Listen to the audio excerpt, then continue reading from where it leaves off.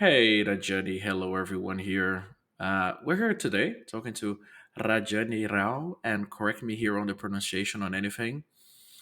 Is correct, Rajani Rao, yes. Perfect. And for people who don't know you, Rajani, can you tell me a little bit of how you became who you are today? Thank you for having me on this podcast. It's my pleasure to be here, and I'm thrilled because what I share can benefit others. So, how did I become who I am today? How am I in tech? And it all started when I was born in Germany, Berlin, and we came back to India. My parents thought it was really nice to soak up the culture, and there was no way that I was competing with the rest of the kids. This was in Bangalore in a local language called Kannada. So Well, I decided, being the competitive person I was like, right, I'm going to take computing, and then we're all on the equal fairgrounds. And also, I think I naively thought that computing and maths were very similar. So that's where I took up tech. But I took up tech, and one part of me is I enjoy tech even as a child, and I think it was because of my dad. He's an engineer, and he loved like ripping things apart and fixing them, and I was always his helper, right? Like he would bring, so he'd say this, and I would try and think ahead of him and say what tools would he need, what would he need, and ah, that sort of where I enjoyed that problem solving. So I think I have to give some credit to my dad as well. And yeah, as a child, like I worked on implemented code using assembly level languages, COBOL, ah, Fortran, like all the dinosaur, because I started, as a child. So, and I enjoyed it interesting. very thoroughly. And I think when I was at 12 plus, I loved medicine as well, and I wanted to be a doctor. I've done Okay, computing as a child, and then my mum, she was like, "I think you'll be better off if you're an engineer. Just knowing, like you're an absent-minded professor, so." Just to save all the patients who will come to you, let's let's send you into tech. And I think interesting. it's the best decision ever. Okay, I but really but enjoy tech. Yeah. but let me take a step back there. So you were born in Germany and you went to India. How old were you when you had to go to India? I think it was around 8. Yeah, I can't remember exactly, but 8. Yeah. And how was the change for you then? Like Um, going I from this cold place that people are a little bit more distant to this very very warm place where the food is amazing and everything is more colorful. so I was a child, so children adapt, right? They're very adaptable, and I think I also lived in this bubble with my parents and family, and it was okay. It was not too bad. Children are resilient, adapt, Okay. and yeah, I think I was fine. And I think India inherently, people are very warm.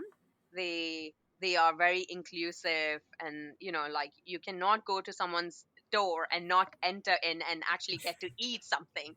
So I think it was a welcoming country. And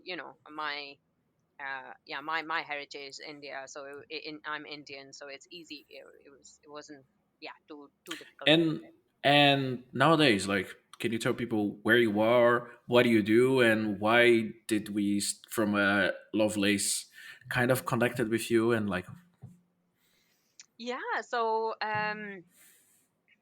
today I'm a principal engineer at AVEVA. So apart from being a principal engineer at AVEVA, I'm also the director of Women Who Code London.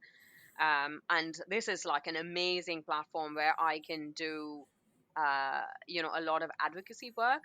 So thank you, Women Who Code London, for this platform. And it all started because my daughter, when she was 4 years old, I have two young daughters, and she when she was 4 years old, she was at this football class, and she came running, really excited, but at the same time puzzled. She's like, Mama, did you notice I'm the only girl in my class? And that's when something like went ping in my brain, in my heart, and I was like, God, I always felt like I was the girl in any of like the technical meetings. And mm, and that's where and then it was followed by another event where I was speaking at a school, and none of the women thought that they were cut out for maths or computer or engineering. And I was Wow. giving this cool demo of a robotic, teaching aid. And I just couldn't believe. And I went back thinking, oh my God, my girls will have to go through this. And how can I shift the landscape for women? Because, you know, you think about it, like women wrote the first, first computer programming program for Charles Babbage analytical machine. So where's this all coming from? And this is where systematically I became a trustee of a nursery so I can bring in more STEM and make sure that, like, people like my girls feel like STEM is normal. And yeah, Yeah. I roped into Women Who Code. And then aside from that, I've also been very grateful and lucky for the opportunities I've had as a fractional CTO. So I help Uh, female founders, and I'm very picky about whom I choose, because I want to work with female founders who bring about social change, not only social uh, change, but those that impact women. So right now, I can talk about WinWest, which is about bridging the gap, the financial knowledge in as women. And then I can talk about Mellow Baby, where we're talking about parenting and helping parents, which are mostly, when the kids are young, it's going to be your mom, and just helping them with the whole sleep cycle and giving them hand, because I have had two girls and I know the hmm. pain. So Yeah. it's and I of course, see, okay, you know the pain as well. You are a parent yourself, so it's yeah. So this is how, yeah, we ran into Interesting. each other. Yeah, Interesting. And can you tell me a little bit more about when did that switch came? Because you said your daughter was 4 years old, and this was how long this was ago? this is at least like 2 years, 2.5 years ago. Yeah, 2 years, 2.5 years ago. And yeah, yeah, like since that came, like you already did all of this, or yes, was this yes. something that was already on the back on your mind, or you didn't notice? Like, what was it for you? Oh, such an amazing question, actually. Um, and you're right, like the shift and the transition from where I was, in my little bubble, to all of a sudden like burst the bubble and being all over the place. It hasn't been long, but I think, like I said, the two major events that happened, like, I have girls and I raise my girls in a way that they feel empowered, right? And they are, they feel they're cut out for math and computing and STEM, so on and so forth. But I just don't want to stop it with my girls. I don't want to, as a child, I've always wanted to make a difference. So let me get that straight. So this is, Mm. so, um, I don't know where there was this strong feeling, like, like that energy, that feeling that, hey, you know what, I really want to make a difference in this world. I really want to do that. And there was always there as I was growing up. So, and then I just found like an avenue where I can, yeah, just like explode. And here I am. This is 2 years of my explosion, and I'm looking forward to, like, doing more and reaching more. And even if I can do a small dent, like, even if it's like a drop in the ocean, I think the day I'm gonna, like, closer to my death, I'll feel like I've given back to the society, and I'll feel Hmm. satisfied. So it's also the long term that I look at it, because just working for myself and doing for myself is not satisfying anymore. For me, like, doing, giving back to the society is what brings me fulfillment and satisfaction. Okay, okay. And okay, so for the last 2 years, and you started to do this and to give back, but you've been working in tech for a little bit longer than that, Yeah, right? over 2 decades of Over 2 decades. yeah, yeah. Wow. So I have And seen I've seen quite a bit in that decades, right? I mean, if you can say 3 decades, because as a child I was doing computing as well, right? So I've yeah, seen yeah. like 3 decades, and I've seen the landscape of tech change over the 3 decades, and it's beautiful. It's yeah, I call it beautiful. Yeah. Yeah. Oh, it's amazing. And wow, you must have been going through so much, so many things and know so much. So I'm impressed. Like this change for you, did at any point you felt you were different because you were a woman in a tech, or no? You were always like, no, this is my thing. I've been doing since I was a kid, and it's part of me, and you didn't mind, or It's an interesting, you have a knack for asking all interesting questions, Tiago. Yeah, I'm loving the questions. So, because you're so used to being in tech since I was young, you don't know any different. And what happens is you mold yourself to fit in. And then somewhere along the line, I realized, oh my God, I'm very comfortable talking to men. So when we go to my kids like birthday events, right? Not no, not any. Most of them don't know this about me. But if I go to birthday parties, I'm like a nerd, right? You find another nerd, and we will hit it off. So I'm I'm curious on what do you mean by nerd hitting it off? Is like talking about Star Wars? Yeah, Like yeah, what is it? yeah. I'm a sci-fi junkie, and I love Uh, people who are like, techie, can talk, can talk tech. So I feel comfortable, and also because I've seen so much men in my life and too few women in my day-to-day interactions at work. So when I go to a party where there's like loads of men and women, or even house parties, I have noticed, like, consciously, I have to drag myself away from talking to men and go and socialize with women. And mm, I actually find it uber comfortable to talk to men. And Women Who Code has actually flipped that for me, where I get to talk to like amazing women engineers, and that's really cool. Um, and and that's when I realized that, hey, you know what? Like, because of my, like, 30 years here in this industry, I tend to socialize more with men, and I'm changing it. So I'm very conscious, and I change, and I'm changing that, and I try and mingle with more women and speak to them, in their, yeah, like just change, break out of my mold, if you'd say. interesting. Yeah, and I feel, oh, that's quite a interesting point because for example, I grew up in Brazil, so there was no option for me to not enjoy football. Like I had to watch football, right? Because everyone was talking about it. Yeah, And when you start to grow, you start to realize that what on a Monday morning, living in the Netherlands now, I don't need to ask anyone about the weekend matches. I can talk about something else, and that is quite a unique situation. That I think that in tech we kind of force ourselves to overgo into the same as subjects to talk about sci-fi and the new programming language, the new CNCF thing, or LLMs, and not everyone likes this stuff, but we yeah. kind of stereotype ourselves into these things. Yeah, I think Hmm. I think it's also like, it's not a conscious decision for me. No.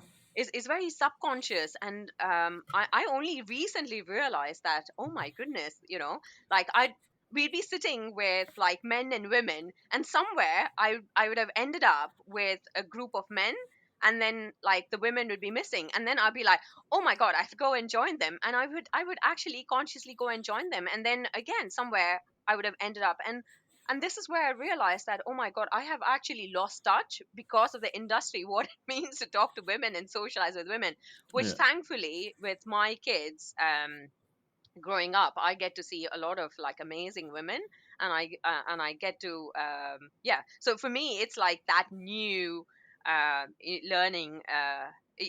This is also growth for me, like, understanding and speaking to women, and I have some amazing female friends.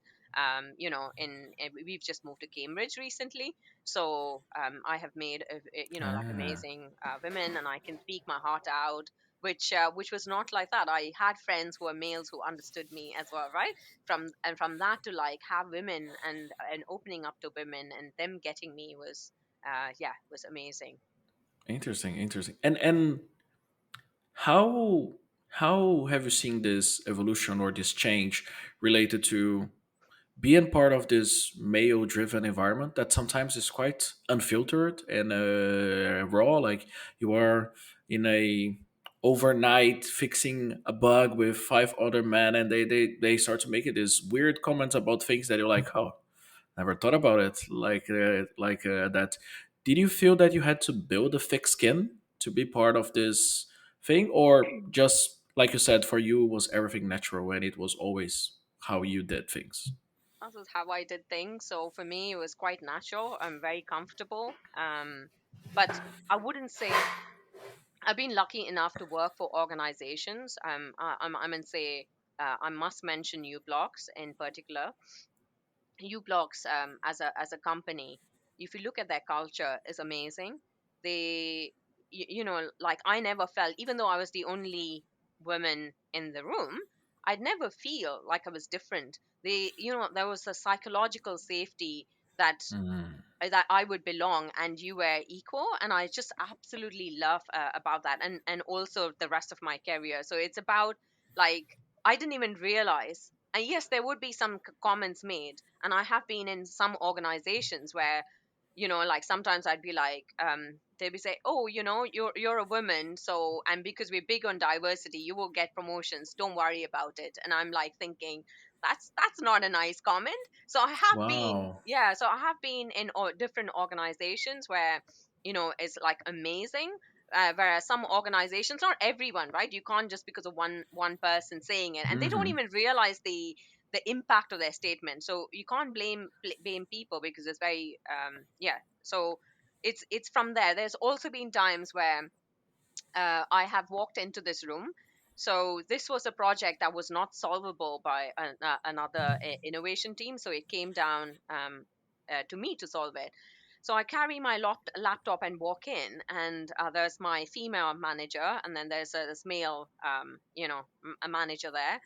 And he's like, "Oh, what is she doing here?" And I was like a stunned, dazzled deer. I was like, "Oh my god, you just said that!" But because you get so used to these comments, you're just like, "Oh, whatever." And then you just carry on. You just learn to like put it behind. And then there was this event. I was in this conference where I was giving the demo of what we had built, and I was part of the engineering team. So the like very so this company who was interested in buying a solution like said, okay, so you are the sale, are you the salesperson? And I was like, Oh. I'm not the salesperson. And I had a team of lovely engineers next to me, and they burst out laughing, and they were like, she is the brains behind this. So it's funny that people say, but you know what, um there's something called confirmation bias, right? If Yeah. you don't see many women in engineering, then the stats says, okay, there's only a few women in tech. So the confirmation bias subconsciously, you think, oh, women are not good for engineering. So you have that perception, you have that bias now. So you can't even like, we all humans at the end of it, and we all like live in biases, unless you're like super aware of it. And Yep. I think it's, you can't blame anyone, because this is the situation, and this is where I think why like what you do, through the lovely series and Women Who Code and many other initiatives that I do. I want to change this bias. I want to see women at the forefront of innovation. I want them to lead the charge. There's an innovation gap, to be honest, right? Because we now know that we need women, we need diversity and diverse perspectives for innovation, right? So that's a given. And we know that the share prices go up by like 17%, for innovative companies, and the Yep. profitable companies that have diversity on them, the profit goes up like say nearly 20%. So we know, and if you really ask, there was a study actually by one of the organizations, I think McKinsey. They said that like about 92% or 94% of the CEOs or the founders weren't happy with their innovation strategy, right? Like the innovation within their organization. Uh, And there's so much potential to be had, and there's so much potential for women to actually bridge that gap. There's a gap, and we're here to bridge that gap, right? So I feel yes. if we can see that opportunity, despite given the problems, because every like I'm a true believer that every problem has an equal and opposite positive opportunity, right? And I Hmm. completely believe it. So if there are problems, there's also the opportunity. So, like, flip it on its head and then go get the opportunity. And I want to see women leading, and this is why I support female founders, who are leading the charge in terms of innovation, women who code, the mentoring, the support, the in-person events, whatever I can do, really. And at the Amazing. end of the day, if my two kids, girls, can benefit, and many other girls like her, like my daughters, can benefit, it'll be absolutely amazing. Fantastic. Yeah, yeah. It's a quite a interesting take when we think about diversity and the relationship with the bottom line of companies, how it actually impacts there. And it's interesting because now we're talking about the Lovely series and the Woman Who Code and all of it, and we're talking about women, but that's not the entirety. We're talking about a diversity of experience, a diversity of backgrounds, diversity of Yep, unseen things like yep, LGBTQ and color and gender, absolutely. like all of it. And also Disability, now yeah, yeah, it's the generation change. There is a lot of ageism happens in tech. There is a very big gap from the parenthood. Like parents usually, if they want to be parents, like and spend a great time with their kids, sometimes they have to spend less time working when compared to someone that doesn't have it. Mothers even worse if you want to have like the real breastfeeding experience and all of it and talking about it, it's even more cumbersome yeah, for yeah, a lot of people to stay on the workplace. So it is nice that you mentioned this, and this is where you're putting your effort while being that senior person, like a principal engineer working in this company. So nice, nice, nice that you put this hat and now you're making like this big effort and making a big impact on it. yeah. And I must say that the company I joined, AVEVA, for exactly this. They are big on diversity, and the initiatives they do is amazing. So, and I'm actually an ambassador for women at AVEVA, and I must say, I'm like one of the, it's a rare thing, like, to be part of an engineering company, because I have been, part of engineering companies, and and to actually have this kind of diversity. When I walked in the first day of Aviva, I was like, I can't believe it. This is real. This is real. This is not like a VR experience. Oh my God, so many women. And I was grinning, like, oh my God, so many women. Yeah. Ah, that is just fantastic. And w- when you joined, it was already in a good position that you felt included and you feel the psychological safety and like all of it. But for the companies that want to ensure this, from small, mediums, like I know that there is no silver bullet, but do you have any tips or recommendations for any general manager, engineering manager, something that is thinking about, oof, I need to increase my diversity on my team? So it's a very good question. Like you said, there's no silver bullet. It depends. So the first thing I would say is education of managers, because learn about, like, all the biases that there are. I wouldn't say all of it, but the biases, right? Because you don't even know you're having this bias. So that's the first thing I would say. And this is coming from my experience as a leader, as well as working with other leaders, right? So look at the biases, understand it yourself, and educate your team and everyone with the biases. If I had my way, I was actually speaking at a PPI, a policy, Progressive Policy Institute, and I said, if I had my way, right, I would just put this, this bias education as part of, like, kids' Hmm. education, because I Oh want them yeah. to all know and learn, and understand that biases exist, rather than, you don't have to learn about biases as a mandatory program when you're a leader or a manager or whatever. But even that, I would like it to be mandated. So organization, just mandate the bias training, educate your people, because I have biases, you have biases, and it's just about understanding that. So the second thing is, I would like people to understand about psychological safety. Psychological safety is a buzz. I wouldn't say buzzword, but it's a word. But what does it really mean, right? Like, feeling safe. What does it mean? So if you Yeah. actually look at, like, Timothy R. Clark's book, he talks about four stages of psychological safety. The learner safety. Sorry, I'm going into, like, an No, please educational go bit. on. That that I is will that try and is keep it fantastic. short, but Yeah, so the learner safety is where, the first thing is the identity, the your identity. So where you feel very really safe, you can be. For example, I'm a Asian woman. Can I be an Asian woman, or do I feel, or if I'm LGBTQ plus, can I be that person and still feel comfortable and feel that I belong to the team? Can you look at that and see that that's like the basic, right? And then Hmm. there's the learners the learner stage, the learner safety, where people are allowed to ask questions, people are allowed to fail. And failure is usually, um, we all think as failures as issues, but if you really look switch on the experimental hat, right? Like if you're conducting an experiment, I'm a great fan of build measure learn, where you're just like, what do I want to learn? We're conducting an experiment, it's a failure. Good, we know something more now, we can move on, we can pivot, right? So if you look at these as like, in the lens of experimentation rather than failure. And failure is, when I say like positive failures are encouraged, we can, then everyone feels like they can, that, yeah, that, yeah, they can be themselves and ask questions and never feel like, oh my god, I'm retracting.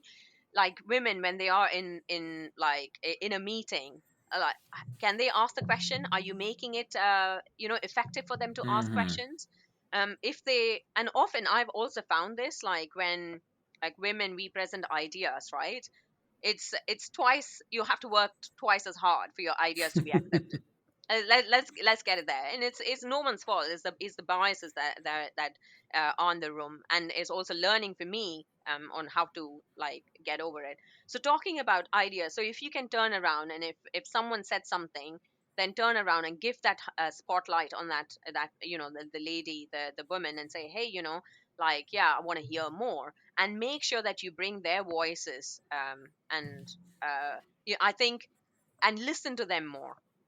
So that's something I would say, and allow them to fail. And then the next one is contribute to contributor safety, right? Where I'm not getting Hmm. like the four safety, I'm like trying to like compress it all. Yeah, But yeah, the yeah. the contributor safety is where you feel that you can really contribute, and whatever you say or do is valued, right? Uh, Like this is where, like, I have an idea, is it valued enough? And with this, and the next level is when you start building a very innovative team.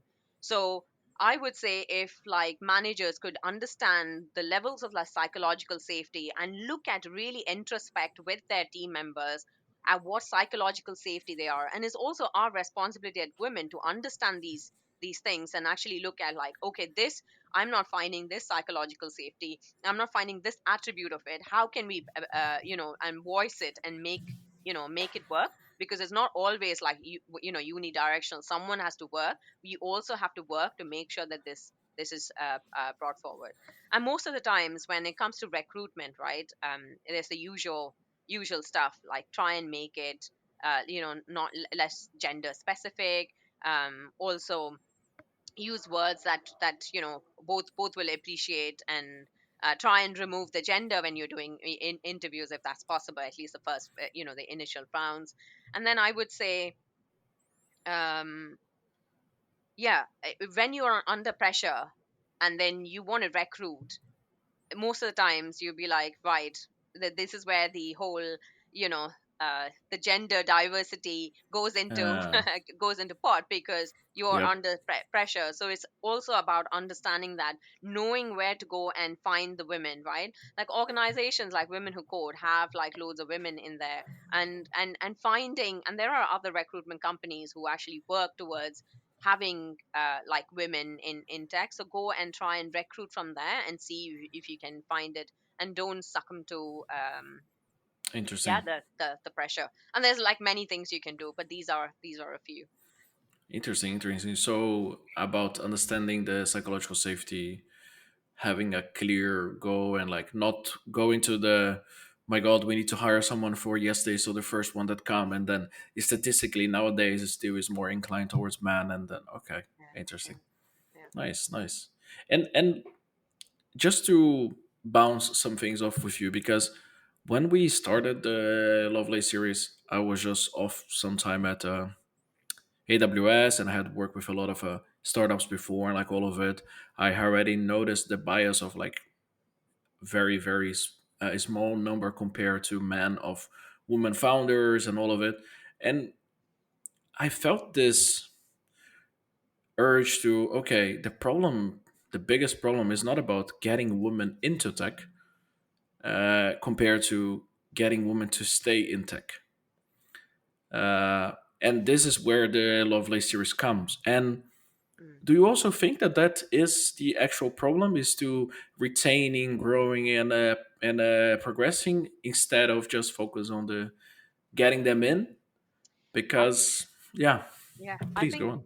I think there's a study again. There's like studies conducted, thankfully. So there is a study that there is a lot of like a huge attrition rate. So women join tech, but then at some point they drop off because if you really look, so one of the reasons I think is when you become a parent, like how much percent, like you think about equity in the house. I mean, I am super lucky. I have a man who champions me right now as we speak. He's taking care of the kids, right? He's taking them somewhere, he's taking care of the kids, and we deliberately make it an effort that my kids see, like it's like we, like the stereotypical ways of like what man has to do and what women has to do, we changing, she shifted in our house. So he cooks and I clean, and we try and make sure that they don't think that it's always the mom who does everything and he does the Hmm. school run. It's not always the mom who has to done the school run, and we are deliberate about some of these things. And also it goes like what we enjoy and our strength as well. So I'm just lucky that I have a husband who champions me. And I can see a lot of parents actually in my daughter's school, a lot of men actually do the childcare as well. So it's not like as stereotypical it used to be. But if you still look at like meetings, right, meetings like when there are parents or birthdays, you see a lot of women take up the childcare duties. Hmm. And I think what happens, especially when you're having um when you have your first child, say, the parental leave, um if you look at organizations, the for the women, you get the parental leave and you get your maternity benefits, like say 6 months. And then there are some organizations that are really good, but if you see for 6 months you get like your full pay, say. And then you look at your paternity leave in that same organization, like it's it's how are you making, like, with no pay for a paternity leave, or not publishing your paternity leave, how are you making it equitable for men to like share the parental leave? My husband actually, for the first one, I went uh, I took the whole year off. And I'm an engineer and used to algorithms, so I literally did my AWS certification during the maternity leave, and it was Ah, really hard for me to like like. wow, yeah, get some time to focus, kind of Yeah, it. yeah. And then for my second child, my husband was very clear. We were very clear. This was our last child. So we divvied up the parental leave. So I took 3 months and he took 3 months, and Wow. it was COVID, so it just worked out perfectly for us that we could work from home. I was still breastfeeding. And it was like, so good. But in the first one, I was forced to take the parental leave because I had to come into work, I had to drive. And how do you breastfeed the child, right? And Hmm. so things like that. You can, the government has policies to apply, but you have to like give a song and a dance, or like, why, nothing. It's yeah, just make it easy for parents. And also, it's also after my first child, I think the second one, I was a bit more like tune. I was like, you know what, I don't care, this is what I want to survive. Because what do you do with like two children and having to like manage? You've got to, yeah. At that point, I think you become a bit more smarter and say, hey, you know what, it's not going to work, right? Like, let's make sure we can make it work. I'm a mom now, I've got two kids. Yeah. So, and I love engineering. Yeah, so you tell me. Right. Yeah, So yeah. And my husband's organization at that point was working for Bank of America, and they gave him like an amazing a parental, like the paternity, not the paternity leave, the shared parental leave benefits, and it made it so much easier for me to go back to work. So think about these things, and there's still, like gender, like the pay gap. There's a pay gap. Yeah. There's so much to work, and the more you talk about it, it's more depressing. But it's yeah, we've got to like shift, we've got to like think. And I would say for every man out there, in a family, with just look at equity starts at home. So look at what is one thing you can shift that in your home, right? Your Yep. kids, boys, girls, whoever, so they can see and they start learning, and you can role model an equitable future for them as well. So that when they have their life ahead, then they, like my daughters, will not go into a marriage or a boyfriend or a relationship thinking they're going to cook, clean, do the childcare, Mm. and be a mother and be like the million and different things. And they will look up to their partners and say, hey, equity, right? And they're going to, yeah, so they can spot if there's no equity, like miles away. So, and this is Yeah. what I want every parent to like think and change about the society. And the more, small changes is what will bring the whole sea. We can change we can empty the ocean, we can put new water in there, if by little, in the drops of the ocean. So I would say things like that. Yeah. Yeah, Interesting. it's got to change. Yeah, yeah. I completely on it with the comparison between the parental leave and like all of it, and Yeah, these small things that you don't notice until you are a parent. Like for example, you have a kid and they are growing up, and then becomes winter. Like you're there, summer, all of it ends, and fall, and then winter comes, and you realize like, oh damn, I didn't buy them winter coats that fit this year because they grew up for the last year and nobody thought about it. And all these small things, usually in a hetero normative kind of relationship, they are in the head of the hey, mother. yeah, absolutely. The Oh, mother is the one thinking about, hey, the diapers are gonna be over by the end of the week. We have to buy it. The vitamins are gonna be over in a couple weeks, and I have to buy it. Like all of those small things, they start yeah, to build up, and yeah, that yeah, becomes like the third shift that everyone says, right? That yeah, women yeah. have I've had third shift.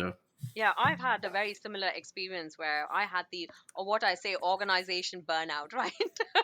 Organizing everything, and we were also moving homes, and it was like, Oh, I cannot do this anymore, right? Like, and it's the same, mindset of delegation. I struggle with delegation, and I have worked towards it, but there are occasions where I still find like, oh my god, it's better, it's quicker if I do it. It's about trusting your partner, and I've come around to it. It's about trusting your partner and saying, yes, they can do it. They will start. Is exactly like your team, right? If you didn't delegate, your team will not be able to scale up, and they'll never meet your high thing. And then if your team scales up, not only you have like, the size of your team, and you, like in case of my husband, we are like two people, like who are pretty efficient and productive right now, right? So if you didn't give them that opportunity, then yep. it's not going anywhere. So basically, initially it started with like, hey, a conversation. This is yeah, I can't handle it. So I pass stuff, to my husband and saying, hey, like this needs taking care of, that needs, and he is really good at it now. He's getting yeah, he organizes.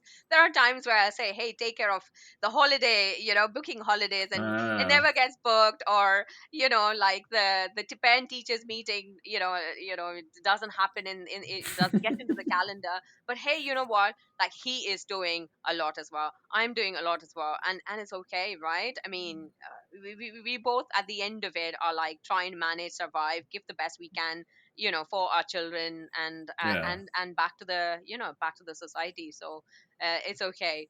There's one more thing I Interesting. wanted to talk about, like in organizations, in with respect to why women drop out. Like if you really see leadership, and like having a seat at the table for women is ridiculously hard. I mean, things are still changing, but it is really hard. And again, I think I mentioned, how can you make sure that women's voices are heard and that they don't have to work so hard to push their idea, and that you can support her, having the male allies, having mentors in the organization so they can Mm, take on that leadership role. Because we know that there are biases. If you go back, you look at, like, if you had the same resume, one male and one female, and you didn't know who was who, if you said it was a male, then you would see that resume in a positive light. And if it's a female's resume, you'd be like, oh my god, she's aggressive, she's pushy, right? So you can't. yeah, yeah. It's there is that, and it's about just like helping, like the whole, what can you do for them to grow. And one of the things I really love is the concept of shadowing. Just yes, we know that we have this biases, but can we like help it with a little bit of shadowing? Give her the shadowing experience, let her shadow someone who is in that thing and see how she does, and give her that opportunity so she also gets that confidence that she can thrive as I a leader. see. I see. And things like that we can do. Yeah. Interesting. Interesting. And oh, I'm thinking how I can implement those shadowing thing, because this is other problem that I see a lot for the traditional, right? White males in tech. Yeah. Whenever you talk about helping women, there is the concept of the allyship, but the majority of them, they are sometimes a little bit scared to not appear as the white knight in a shining armor in top of a horse that I'm here to save you and all of it, because women don't need to be saved, right? And you don't want to be condescending and like all of it. So do you have any tips for like people that want to exercise their allyship in a way that is not harmful, condescending, or anything like that? I I give you my views and my point of view, which may differ from the rest of the world. So for me, having men, just recently in my organization, we conducted, we celebrated International Women's Day, and men turned up. And for me, I have immense respect for the men who turned up that day. Full stop. There's nothing more, there's nothing less. I know that these are the men who actually show that they are with us, and these are our allies. And how can we get more allies? And they were white men, but they were there. And it made it special for me, and that's how I feel. Because yes, you're right, we don't need saving, but let's be there is there's the reality, right? There's a reality that you need a lot of voices, right? And you want different voices, and you want them. You can't bring about the shift in equity in tech, and increase the number of women in tech, or women leading, in leadership position and leading innovation. You can't bring about this just by like the very few women we are, right? It has to come with all of us working together. So I don't see them as men in shining armor. I just see them as my partner who's there, like, oh wow, I really appreciate that you've taken the time today to come and celebrate International Women's Day with me, and I am really thankful for that, right? So I see him as my peer, as my male ally. I don't see them as like superior in any way or form, nor do they want to be perceived. So it's also a little bit about us, right? Like how Yeah. your mindset is, and my mindset is like, yeah, I see them as peers, and when they're there, I feel much more happier that they're there, because I truly believe you can't, with the small percent of women we are, we need women at the top to bring that shift, in leadership positions, Hmm. CEOs, founders, and bring about that shift. And also we need like the male allies, bringing that shift, not only us but them. And it's like, you can never have a clap without two hands, and that's how it is, as simple as that, right? you Yeah. can you can try hard, but you will be there like 300 years from now, which I don't want to see, right? Or we can cut short that, bring everyone together, and then, yeah. And of course you're going to find some men who feel like their privileges are being taken away because they have been privileged, right? And they feel like it's not going in their direction.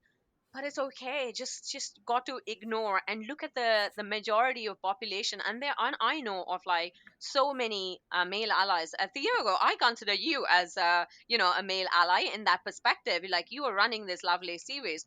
And so what if you're a male? Not every series has to be run by a woman for women, right?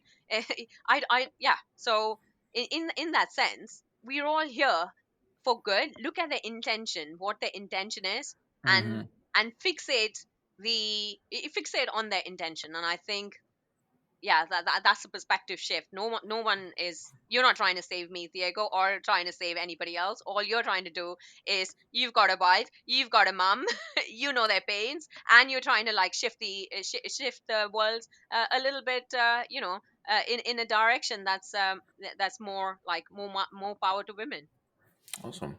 And I think on that note, I think we go into the last two questions so we don't overstand this. But I think the last one before the important one is, do you have any video talk recommendations, books or articles or things that you would recommend for anyone? And I'll put them into the comments afterwards for someone that wants to know more about, I don't know, anything you want, technology, women in tech, whatever you feel like it, that you might be good for someone else that is listening to this. So it's very specific, but if I were to say general, there are like loads of organizations that are doing like good stuff. And if you're talking about women in tech specifically, I'd say go and be part of organizations like Women Who Code. Be there's Code First Girls. There's Anita B. I mean, there's so many organizations striving for exactly the same thing in many which ways. So I would say go there. There's so much material, there's so much like training courses, boot camps. You want something, it's there. Just go and look it up on YouTube. There's Udemy courses. There's so much resources out there. But I think the biggest thing over these resources would be to say, go get your mentor. uh, Ah, so something I missed when I was growing, when in through my career, because mentorship was not even a thing. Like psychological safety was not even a thing, right? There's a lot of not even a things when I was growing up. But we are now privileged that we can go have access to mentors and organizations like Women Who Code. There's so many organizations where you can go get your mentors. So try and go get your mentor, I would say, and the mentor will be able to help you like carve the career path where you are in your journey, what is your problem, and they will help you turn it around. And actually, I think in particular, let me mention, so I mentor a lot of women, and in particular I want to mention a mentee. She's just broken into tech. It's just been less than a year, and guess what, she's been recommended for a promotion. wow. And that couldn't have been possible for her had she not had a mentor who's walked that path, has seen that hardship, and actually understands what really happens in a process. Because one of the things I actually told her is to look at the skills matrix and see where she's contributed beyond her remit in the skills matrix. And she didn't understand the power of it, but I just said, just do it. And then she went and did it with her manager. And guess what? What was interesting is she found that her manager didn't remember some of her your great work. And she was Ah, and she was amazed by, like, I couldn't believe, and then it all went well for her, obviously, and she has a great manager. But the point is that we miss out on this, and this is what happens, right? Because we're all busy. I won't remember, even if I was a manager, whether it was yes, a male or a female. And there are like small tips and tricks like that's worked for me along the way, and it's about sharing. So I would say just go get a mentor, and that's they fantastic. really guide you, and yeah, will help you progress in whatever shape or form, and they're there to listen to you Yeah, yeah. and help you out. For sure. That is a great tip. I think mentorship is so undervalued nowadays, but and it's so much easier to get into than it was before with Zooms and Yeah. You are not anymore limited to the mentors, the people that you know in your area anymore. So, and that is Yeah, fantastic. exactly. Yeah, And in my age, I had to go and ask my neighbor who had anything to do exactly. remotely to do with it, and it's like, hey, by the way. So here we have like, yeah, like technology has moved on, and you can Yeah. have access to mentors. And now for the last part, of course, the pay it forward. Who would you like to see on the Lovelace series? I would actually like to recommend Zoe Cunningham. I met her in one of the, we were as part of a panel, and I really liked, and I've done a podcast with her as well, and I really love to see her on this podcast, because if she has the time for it, of course.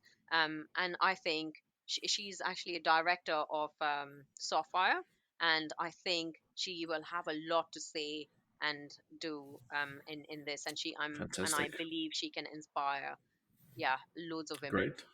So, Zoe, I'm going to be sending you a message later. So, let's hope. And with that in mind, me and everyone from the Lovelace, Laura, and Valentina would love to thank you a lot, Rajari, for taking your Sunday to come here, have a chat with us, especially on a sunny Sunday. It's not so unique, right? We should be outside, Yeah. but we can go there now. But thank you very much, Rajani. Thank you so much for giving me this opportunity. And yeah, I'm looking forward to hearing many others. So I have actually read quite a few of your lovely series, and I've seen their interviews, and it's fantastic what you do. So keep up the good work, you and your team. And thank you for being an ally and supporting us all. Thank you. Thank you. And thank you, everyone that was listening. We see you soon for the next episode of the Lovelace series. Bye bye, Rajani. Bye. Bye, everyone.